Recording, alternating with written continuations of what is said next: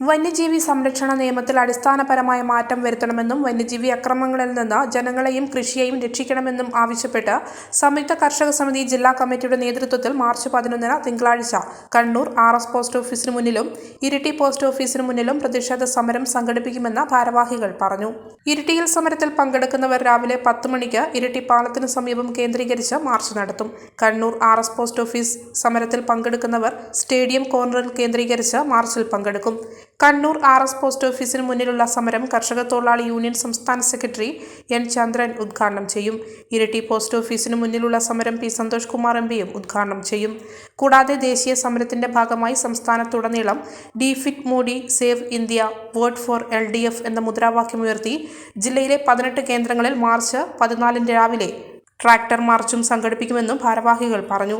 വാർത്താ സമ്മേളനത്തിൽ convener M. Prakashan master, chairman A. Pradeepan, P. Govindan, Mustafa Haji എന്നിവർ പങ്കെടുത്തു. കാട്ടുപന്നിയെ നേരിടുന്നതിന് വേണ്ടി ഇപ്പോൾ കേരളത്തിൽ ഒരു പരിധിവരെ കഴിയുന്നത് മറ്റൊരു ജീവികളെ സംബന്ധിച്ചും അതൊരു വ്യവസ്ഥയില്ല.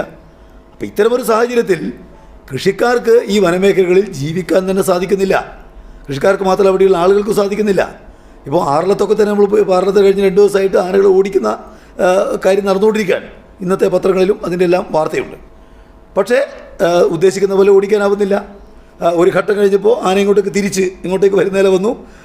ഈ ഓടിക്കാൻ പോയ ആളുകളെല്ലാം തന്നെ തിരിച്ചു ഓടേണ്ടി വരുന്ന നിലയൊക്കെ ഉണ്ടായി. ഇപ്പോൾ ഒരു സ്ഥലത്ത് നിൽക്കുകയാണ് ആനകൾ.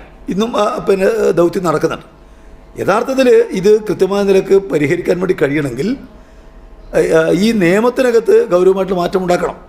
അതുപോലെ കേന്ദ്ര സംസ്ഥാന ഗവൺമെൻറ്റുകൾ യോജിച്ച് എങ്ങനെയാണ് ഈ വനമേഖലയിൽ തന്നെ ജീവികളെ പിടിച്ചു നിർത്താനാവുക. അവരുടെ ആവാസ കേന്ദ്രങ്ങളിൽ ജീവിക്കാനാവാത്തതുകൊണ്ടാണ് വന്യജീവികൾ ഇങ്ങോട്ടേക്ക് വരേണ്ടി വരുന്നത്.